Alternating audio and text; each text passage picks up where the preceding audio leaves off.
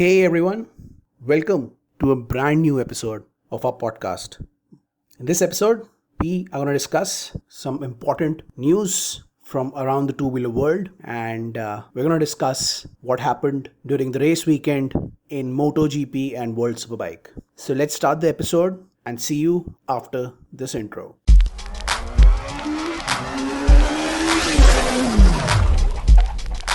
So welcome back guys to a brand new episode of our podcast. As you know, this is our second episode of the week where we discuss some racing news and some other news from the two-wheeler world which happened during last week or this week. So let's begin this episode with our first story about the KTM Duke 250 BS6. KTM has just launched the BS6 variant of the 250. It was on the cards since the longest time. So finally, KTM has launched the BS6 variant of the popular 250 segment. The bike is powered by a 248.8cc liquid-cooled engine. It is a single-cylinder engine which generates 30 HP of power and 24 Nm of torque.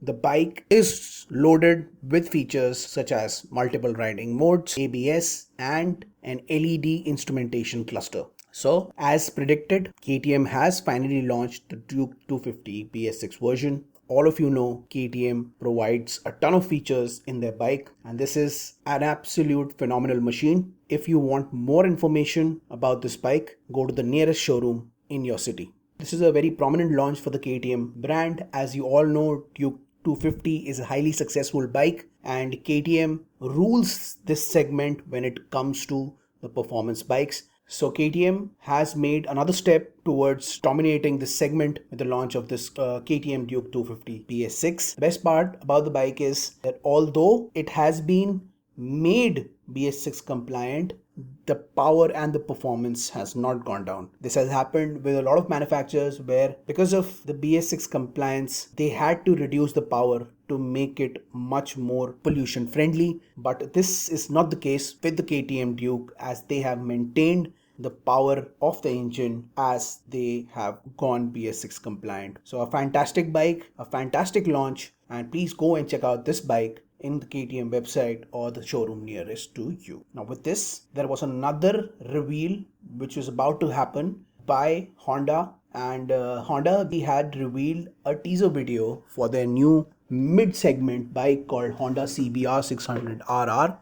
This short teaser reveals some design elements which looks to be borrowed by the larger cousin, which is the 1000cc RR. The new version of the CBR 600 RR has a redesigned fairing, slender headlights, and it has some winglets on the side to promote better airflow. There was a slight reveal of the instrumentation panel as well, which seems to have a new update with a brand new LED setup which looks to be installed in the bike. The bike, of course, is expected to be powered by a 599cc engine, and it may get all the latest features such as multiple riding modes, traction control, ABS, and more. Bike would be BS6 compliant, or as they say, Euro 5 compliant, and it is expected to be revealed on August 21 as per the teaser. So check the teaser out. It is available all through the internet, and it seems to be a fantastic bike. It seems to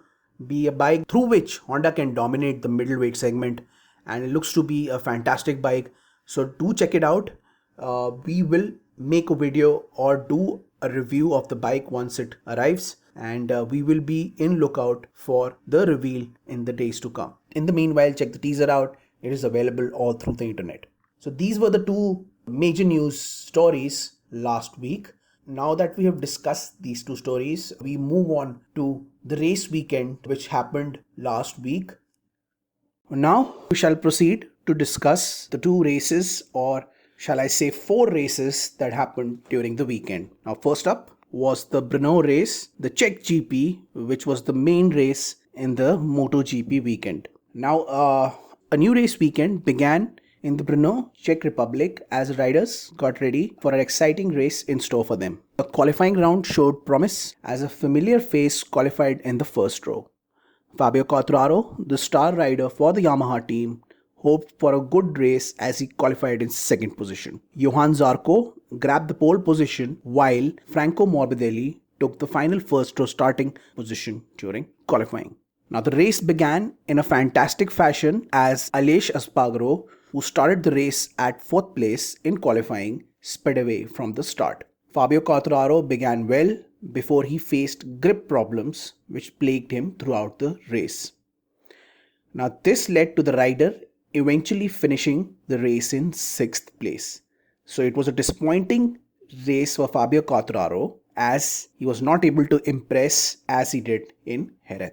Although he managed to finish 6th, the rider extended his lead in the championship on Maverick and Dovi as both his competitors had a poor race. Now Vinales, who started from P5, struggled throughout the race as he started to lose positions. As the race progressed, he lost the feel of the bike completely and the Spanish rider eventually finished the race in 8th position at the checkered flag. Andre Dovizioso, on the other hand, made a valiant effort from the 18th place start as he tried to come up in the standings. Eventually, the rider had a poor second part of the race which led to a 11th place finish at the end of the race.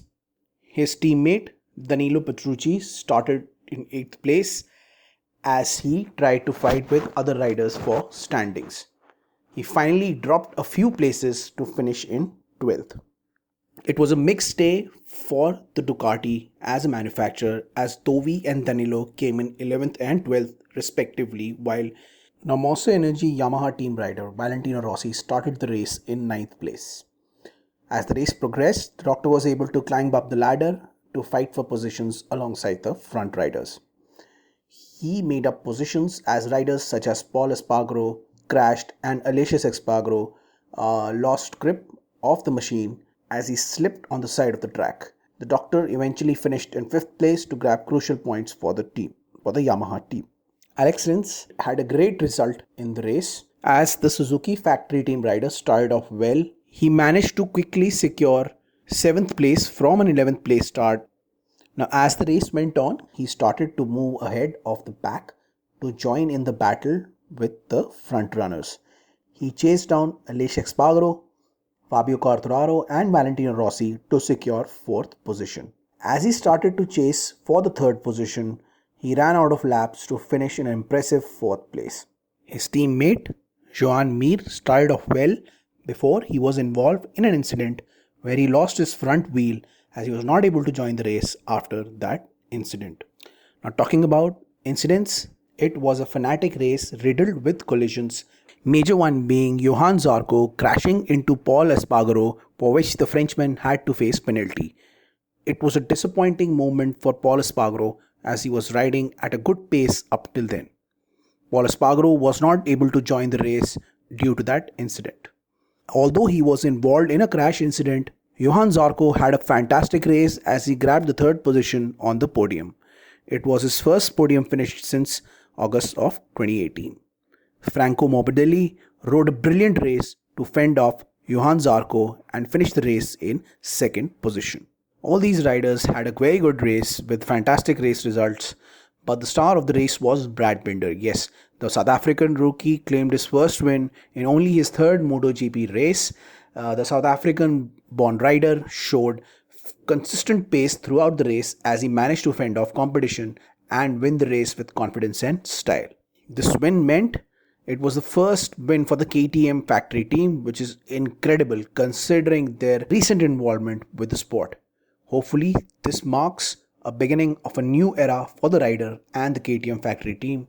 Let's hope we see another team which competes for the top spot from now on. With this incredible race, the race weekend at Brno came to an end. The race saw 3 different winners, some incredible performances and notable incidents. We found a new hero and a new competitor, which makes us believe that this season will be full of surprises in store and we will have to wait till the end to decide the eventual title winner. Now with that review, let's tell you the final standings of the race. The Brad Binder came in first. Franco Morbidelli for the Petronas Yamaha SRT team came in second. Johann Zarco for the eSponsorama Racing Ducati team came in third. Alex Rins for the Team Suzuki X-Star came in fourth. Valentino Rossi for Monster Energy Yamaha MotoGP team came in fifth. Miguel Oliveira for the Red Bull KTM Tech 3 team came in sixth. Fabio Quartararo for Petronas Yamaha SRT team came in seventh. Takaki Nakagami for the LCR Honda team came in 8th. Jack Miller for Pramac Racing Ducati team came in 9th. Alicia Spargaro for the Aprilia Racing team Gresini came in 10th. Andre Dovizioso for the Ducati came in 11th. Danilo Petrucci came in 12th. Cal Crutchlow for LCR Honda came in 13th. Maverick Vinales for the Monster Energy Yamaha team came in 14th. Alex Marquez for the Repsol Honda team came in 15th. Tijo Rabat for eSponsorama Racing team came in 16th. Bradley Smith for the Aprilia Racing team came in 17th, with Stefan Bradl for the Repsol Honda team came in 18th. The riders who did not qualify were Paul Espargaro for the Red Bull KTM Factory Racing team, Lecunia for the Red Bull KTM Tech 3 team, and Joan Mir for Team Suzuki X-Star. Now that we have talked about the MotoGP race, let's talk about the Portimao GP that happened during this weekend. Now, as you all are aware, World Superbike had a Portimao GP this weekend in Portugal where 3 races happened and it was a dominating show by Jonathan Rea. So let's talk about the Portimao GP. The race weekend started in commanding style at the Autodromo Internacional do Algarve Portimao circuit in Portugal, where Jonathan Rea was at his dominating best as he took the top step for the 91st time in World Superbike career. Rea took the race by storm. Throughout the race, he churned out impressive lap times, especially in lap 4, to take the top step in the podium. Toprak Razgat Lioglu finished in a comfortable second place, with Michael van der Mark claimed third podium position. Alex Lowes finished in fourth place after starting at third. He showed tremendous race pace as he battled his way to the top to claim fourth place. Michael Ruben Rinaldi had an excellent race as he battled with Loris Baz and Scott Redding to claim fifth place. Loris Baz eventually finished in sixth, while last round winner Scott Redding came in disappointing 7th position. Tom Sykes finished in 8th place as Alvaro Bautista made it to 9th. Eugene Laverty rounded the top 10 positions with a 10th place finish. Chaz Davies finished in 11th place while Leon Haslam made it to 12th place. Xavi Forés finished in 13th place while American rider Garrett Gerloff finished in 14th place. Federico Caricasulo finished in 15th place. The race had an incident which saw Sandro Cortese crash out of the race as he will now have a surgery to stabilize his fractured vertebrae. Now to conclude, the first race ended with a brilliant and dominating display by the current World Superbike champion Jonathan Rea. This meant he took his championship points tally closer to Scott Redding. It was another impressive display by the second place rider Toprak Razgatlioglu as he showed another impressive display of its talent to finish in the second place. Third place rider Michael van der Mark displayed his potential with a fantastic third place finish. For the rest, it was time to move on to the Super Pole as they hoped for a better display in the following race. Now after the race, the top 6 riders were as follows. Jonathan Rea was number 1, Toprak Razgatlioglu was number 2, Michael van der Mark finished in the 3rd position, Alex Lowes finished in 4th, Michael Ruben Rinaldi finished in 5th, and Loris Baz finished in 6th position. Now with that, we had a Super Pole race where Jonathan Rea showed incredible display as he won the Super Pole race in Portimao. He dominated the race from start to finish with consistent race pace, which showed his dominance over the circuit. Toprak Razgatlioglu showed fine form again as he finished second in the race, with Loris Baz rounding up the podium with a third place finish. It was his first podium finish since 2014. Alex Lowes finished in 4th place while Scott Redding and Tom Sykes finished in 5th and 6th place respectively. Michael van der Mark, who finished in 2nd position in the last race, eventually finished in 7th place, 4 seconds clear of the 8th place Michael Ruben Rinaldi. Leon Haslam finished in 9th after battling for 8th with Rinaldi, which he lost as he eventually finished in ninth. It was a race that saw some collisions happen during the race as Chaz Davies and Eugene Laverty were involved in an incident which led to Chaz Davies' retirement from the race. Maximilian Schieb and Marco Melandri went off the track at turn 3 before continuing with the race. Now it was a action-packed Superpole race which saw Jonathan Rea closing the lead to 1 point in the championship. After the race, the top 6 of the Tissot Superpole race were as following. Jonathan Rea for the Kawasaki Racing team finished in first place. Toprak Razgatlioglu for Pata Yamaha World Superbike team finished in second. Loris Baz for 10K Racing Yamaha came in third. Alex Lowe's for Kawasaki Racing team came in fourth. Scott Redding came in fifth for the Aruba Racing team. Tom Sykes for the BMW Motorrad World Superbike team came in sixth. Now with that, we move on to the final race of the Portimao weekend, where again Jonathan Rea dominated as he won his third race in a row in a fantastic win over his rivals. Rea won the third race in the row to finish in the top of the podium for the third time in the Autodromo Internacional do Algarve Portimao GP. Rea dominated the race as he went past his competition with ease. He showed the dominance in the circuit which has been kind to him over the years. Scott Redding may try to make a comeback of sorts after a few disappointing races and secured the second place on the grid. It was not easy for the British rider as he had to battle hard with Michael van der Mark, who eventually finished third. Chaz Davies took fourth place over Alvaro Bautista, who finished in fifth place. Michael Ruben Rinaldi went on to reach the sixth place. Tom Sykes reached seventh place after battling hard with riders. Toprak Razgatlioglu finished in 8th place, while Pedrique Caricasulo finished in 9th. Leandro Mercado finished in 10th place, while American rider Garrett Gerloff finished in 11th place. Xavi Forest crashed out of the race, while Eugene Laverty came in 12th place. Marco Melandri finished in 14th, with Sylvain Barrier finishing in 15th place. Loris Baz retired with a huge crash, while Maximilian Schieb had to retire due to some technical issues. Alex Lowe's also crashed his bike as he did not qualify for the race.